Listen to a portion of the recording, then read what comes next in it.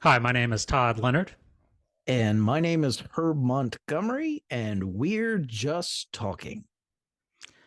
Before we begin, just want to remind you to like our video cast by clicking on the thumbs up.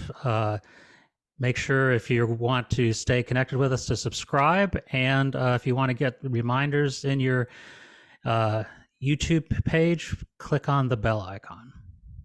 Each week, we're going to be talking about the upcoming gospel lectionary passage in the context of love and inclusion and societal justice. And our hope is that during our discussion that our talking will be just, as in justice, but that also something will be said that'll inspire you this week to do more than just talking. So this week we actually talk about some people walking, and we move into Luke chapter 24 and the story of the disciples on the road to Emmaus and their interaction with the risen Christ in that journey. So we're going to spend some time really looking at the meaning of the resurrection, what it meant to these disciples walking along the road, and maybe what it means in the bigger context of our faith for today. So, Herb, why don't you kick us off?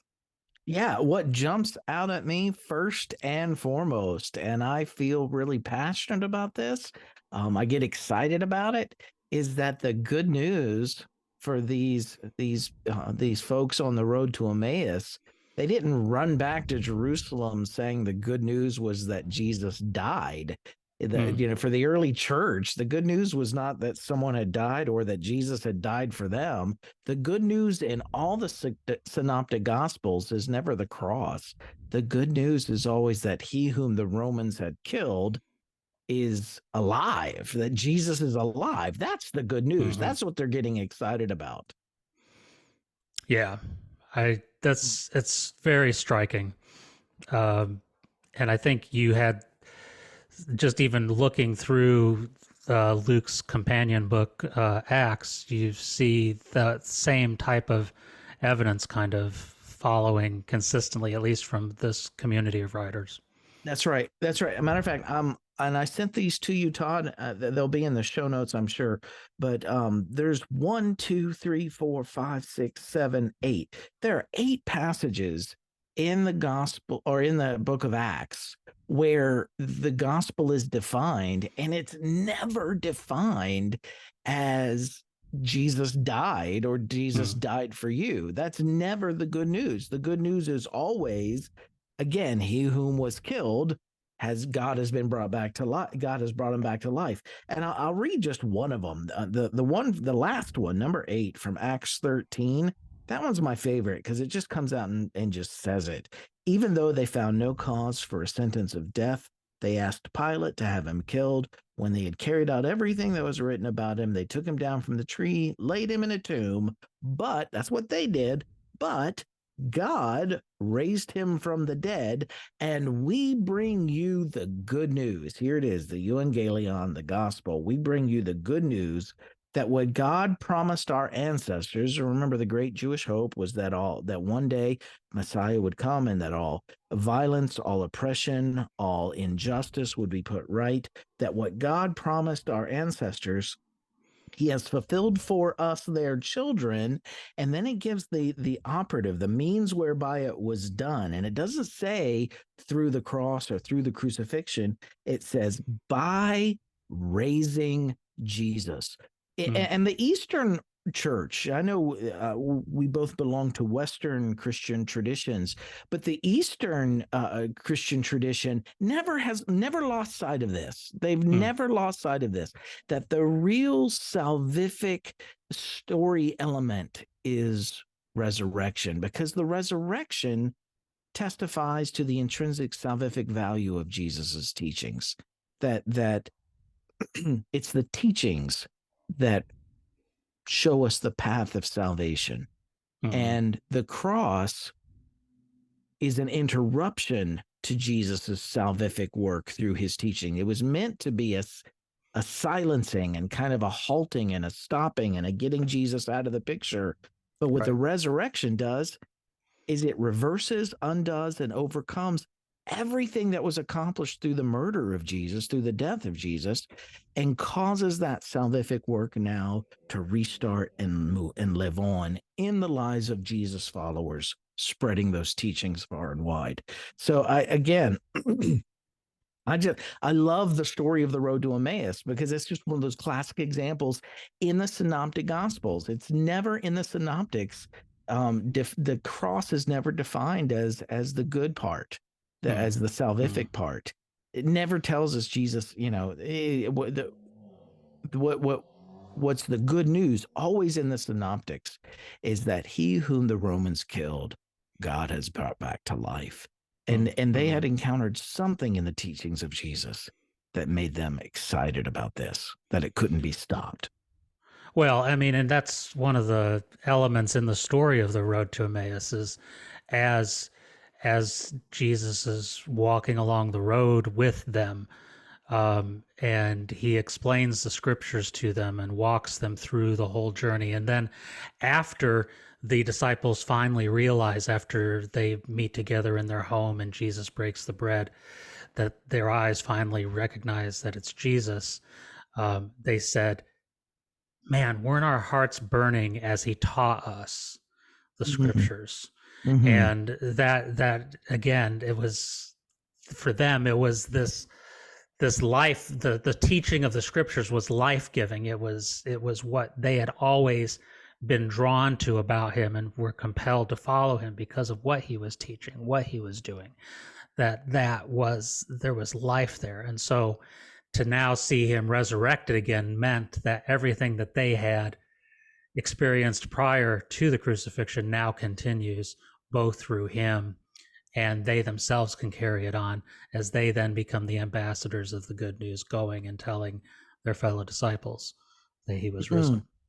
Yeah, and if we want to name some of those teachings, just so we can get our heads around it this week, things like the golden rule, loving your neighbor as yourself, nonviolent forms of resistance, not passivity, but resistance to injustice, resource sharing, mutual aid, all of these ethical teachings and values that we encounter today in the Jesus story were the values that had made such an impact upon the original Jesus community that they wanted them to be preserved in the story. And again, to try to silence those teachings and to do away with them, and then for Jesus to be alive again, it just. And I want to say to those that are watching this week too, there may be some of you out there who also, and I know that what we're talking about this week is a little controversial, but if you find more life-giving value in the teachings of Jesus that the resurrection testifies to, I just want to encourage you that you're not alone. There are a lot of scholars out there who either live in solidarity or are part of marginalized or oppressed communities that have seen and are testifying to the destructive ways that Jesus's death has been explained. And I don't know if this is even a word, but theologized. I mean, whatever theology we create out of the death of Jesus, they're testifying to historically how harmful some of those interpretations of a purpose for Jesus's dying has been. One of them that is the most recent example that I know of is this past Easter during Holy Week. Miguel de la Torre, he published an article titled "What If Crucifixion Is Not Salvific?" And it'll be in the show notes this week, but it's well worth the read. A lot of people are waking up to how harmful the myth of redemptive suffering has been. And the reason why we've talked about this a little bit prior to this episode and why we're talking about it today is, again, the reason why this is not to say that the crucifixion is not an important narrative piece of the story of Jesus. And it doesn't mean that somebody who's willing to give their life for somebody else is not a truly magnificent human being. So there is not that person is willing to stay true to who they are for this and true to the love of God no matter what, even in the face of potential murder, they're willing to stay faithful to their who they are, to the life-giving work that they're doing, and willing to risk their death. That is remarkable, and but it is not. But why we want to be clear that life is the element that is the consistent work of God, not death, is because too often we have seen people in power tell those who are not in power that their suffering is part of God's will. And they use the crucifixion narrative that they just need to follow how Jesus suffered on the cross. You, part of your life in being a follower of Jesus or being a good citizen or whatever it is being willing to suffer for the sake of others, being willing to give up your lives for the other, willing to go into battle and fight for your country and give up your life for your country. These narratives that honor bloodshed and honor death have been used to manipulate good people into staying enslaved to corrupt systems or engaging in actions that are in for the work of death rather than for the work of life. And that's why we bring this up, and why we talk about the narrative of resurrection being the true gospel. Anything, because ultimately it's always about what's life-giving, not what brings death and suffering. Yeah. The two things that I just want to add an exclamation point to is that Jesus didn't choose to die. Jesus chose to refuse to let go of life, right, when threatened with death for doing so. I love that language. Number two, in agreement, when we talk about intimate partner abuse, how many times have pastors told abused spouses to stay with their partner, and used Jesus as an example, leaving them in dangerous situations that have been that have proven to be lethal for them. People have lost their life from following this advice. They've been murdered from following this advice, right, with the hope that they would somehow, through their suffering, convert their abuser. That's And right. again, if this is a new thought for anybody out there, I can just hear some of the pushback already in my own headspace from some.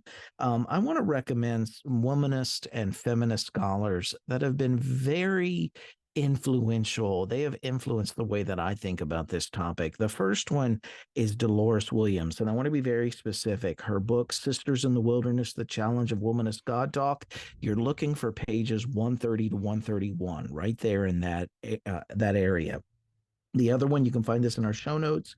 It's from Joan Carlson Brown and Rebecca Parker. It's the entire essay entitled "For God So Loved the World?" ? It's a question. And the whole essay, it's quite a few pages, but the whole essay is worth reading. They critique all of the major atonement theories out there, and explain how they've impacted oppressed communities, victims, and survivors. But the one that I really want to zero in, Todd, on is Kelly Brown Douglas. Her book, Stand Your Ground, Black Bodies and the Justice of God, page 181 and 182. Would it be okay if I shared my screen and we kind of just looked at that passage, that quote from her? I want to kind of zero in on her words here. Can you see that? Is that coming up right? Yep. So look, her language is intentional, and for the sake of space, I've not. You'll see the ellipses, but again, if you go back, I'm not trying to pull the wool over anyone's eyes. Those ellipses are just there for efficiency, not for. I mean, this is her overall point. But again, there's the page number, so you can go back and read the whole thing. But she says Jesus takes on evil. He takes on and defeats. So the cross for her here is the embodiment of evil, not granting the power of death any authority over him. He does not respond in kind, by adopting the methods of this power. And what she's talking about is that crucifixion was the method whereby which Rome shaped the world. She's rejecting the idea that God would use crucifixion also to shape the world. The final triumph over the death of the cross is the resurrection of Jesus. The resurrection is God's definitive victory over the crucifying powers of evil. It's evil that crucifies. The cross represents the power that denigrates human bodies. Again, it's state violence, destroys life, preys on the most vulnerable in society. As the cross is defeated, so too is that power, and I've put in the word defeated there, by life-giving rather than life-negating force. Jesus doesn't conquer sin and death in the story through the life-negating force of the cross, but through the life-giving force that we see in the resurrection. That's her point. That is, it's not the power that diminishes the life of another so that others might live. And how many times has the cross been interpreted that way? God's power, this next sentence is my favorite. It's the reason the whole paragraph is here.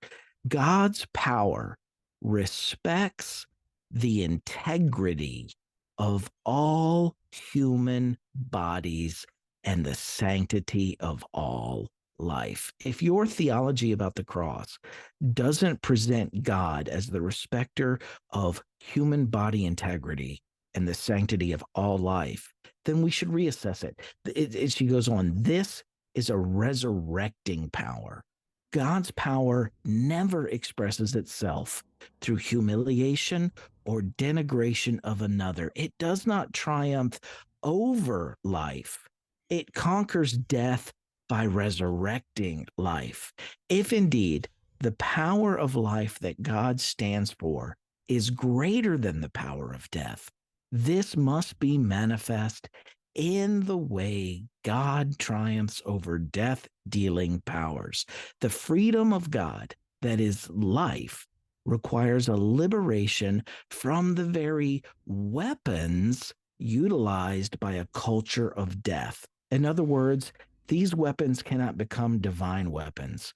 The culmination of this liberation is Jesus' resurrection. She also mentions the words of Andre Lord here in this paragraph, where Lord says that the tools of we can never tear down the master's house by using the master's tools. That we need different methods. So I love this statement. I don't know, Todd, do you have any thoughts on this? No, I think that's so true, because it aligns consistently with the entirety of Jesus' mission. This is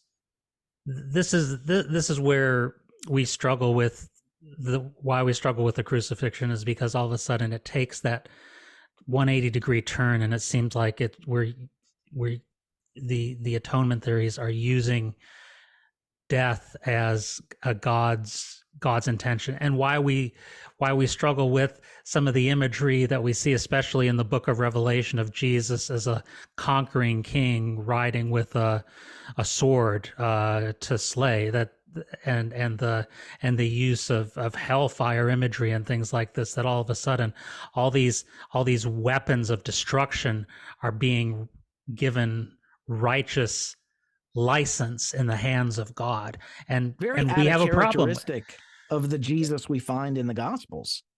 That's just not there in the Gospels, and so that's why you push back, because those images are not consistent with the Christ of the gospel, and therefore that's why why it makes much more sense for the resurrection to be the means of salvation rather than an instrument of death, whether it was the crucifixion or whether it's some eschatological slaughter at the end of all things. Neither of those things can be salvation, because they're against the very nature of God. That's right.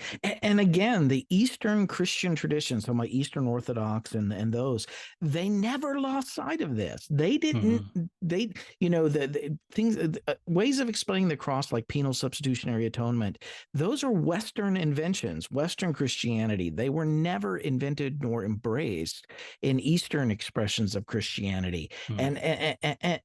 And again, they're much more focused on the life giving nature of God rather than characterizing God as somehow death dealing, but being able to redemptively use that death. It's Right. it's it's very so again, and that leads me to an answer for my own quest. I spent years living in so many different atonement theory camps. One would make sense for a while, but then it would get threadbare. And then I'd move to another one and it would get threadbare. And then I would move to another one. And I've tried penal substitution. I've tried moral influence. I've tried Christus Victor. All of these, for those of you who are familiar with those, if you're not, you're okay. You don't need to know what anything means that I just said. But Just but it to just never worked for me. Right, and I'm just adding a footnote. Herb, I didn't mean to interrupt you. No, it's okay. The penal substitutionary atonement is the one you most commonly hear.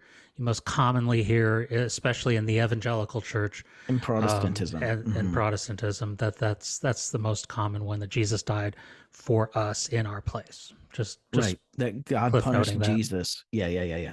So maybe the reason why there are so many different atonement theories that fail to adequately explain how Jesus's death saves us is because it doesn't. I mean, Right. maybe our questions as to how, and they're legitimate questions. How does Jesus' death save us?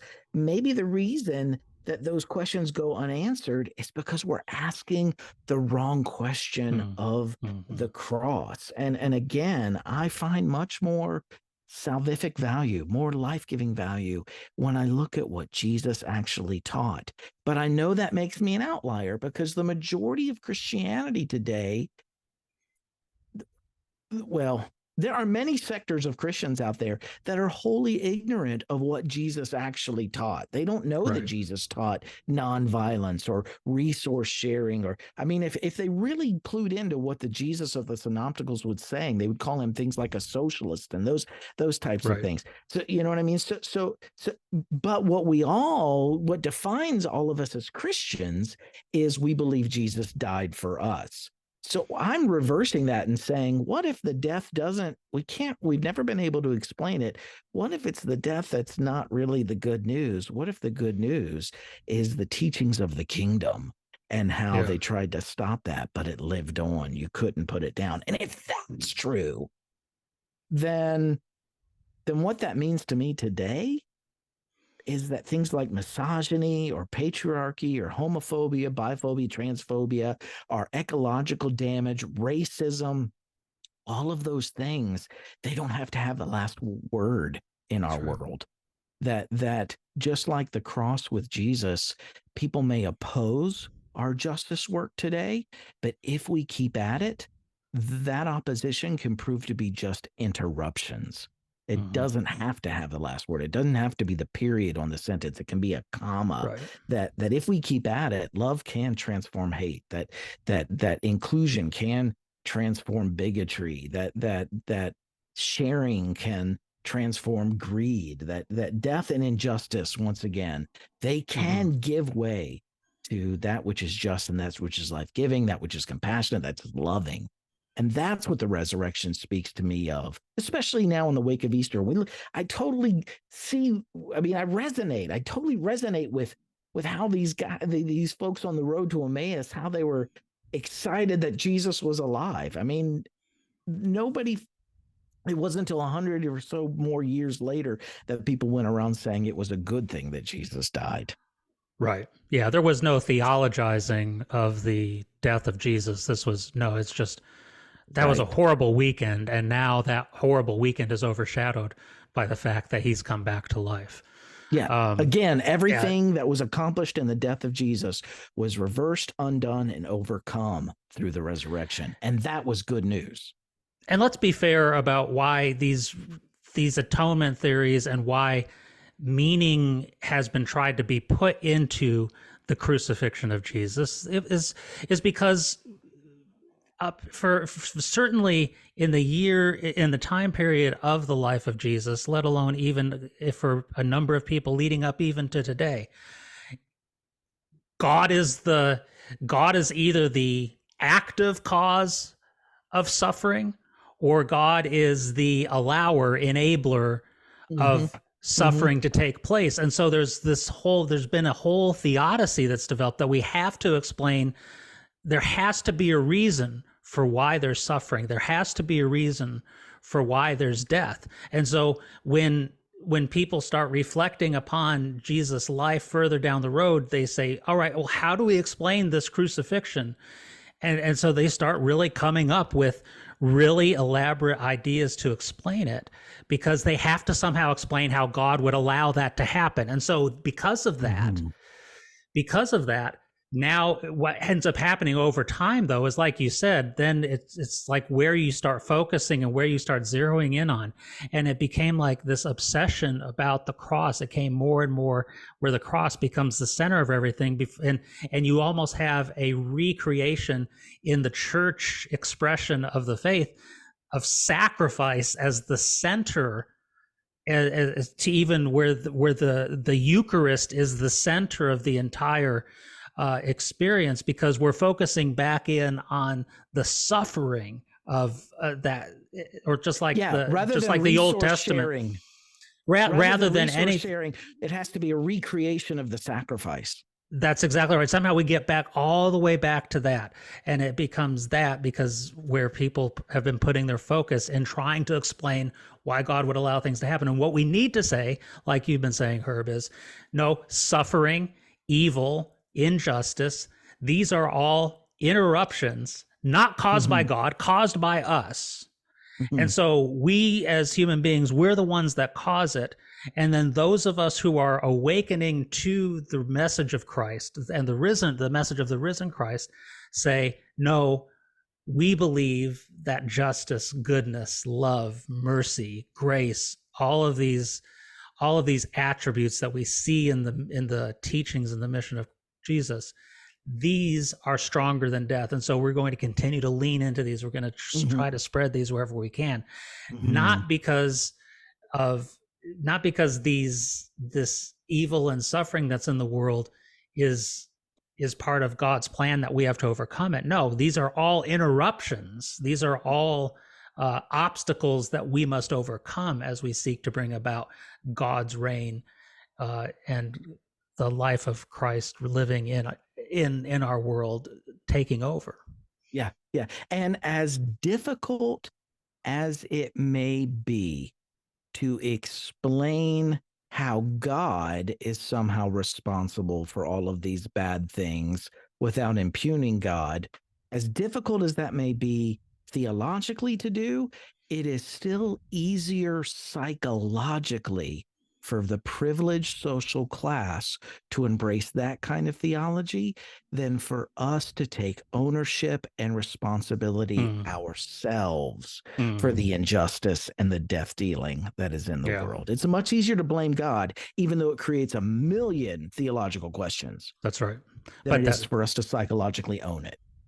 That's exactly right. But when you can turn God into somebody who causes suffering and allows suffering to take place, then you can say this is bigger than me. It's something I can't handle, something I can't control. So therefore, I'm looking forward to when it all gets fixed in a nice tidy bow at the end of all things. And I don't have to worry about anything here and now. Just give me my ticket to the postmortem bliss. That's all I need. That's right. And so I can ignore everything. With a forgiven conscience. That's right. I can ignore everything about what Jesus says about how we live in the here and now, and ignore the uncomfortable fact that he really doesn't talk about in his life about some future unending bliss that doesn't seem to be his mission when he was here. The gospel in the synoptics is never Jesus going around trying to get people to say a special prayer where they accept his death so that they can live in the afterlife. It is always, his teachings and his actions that he's modeling for us, and how to bring life into the hell that people are living in today. And I love that Jesus. I love that Jesus. And I know the New Testament is not monolithic about this, but I still resonate most deeply with the Jesus of the Synoptics. Matthew, Mark, and Luke, that Jesus, that I resonate with that. Right. Yeah. Anything else you got for us? Just that, yeah, the story truth of the narrative element of the resurrection just says that injustice, violence, and oppression doesn't have the last word. Yep. That's all I got. And that is good news. That is gospel. That is. Hear, hear. Yeah. All right, I'm out.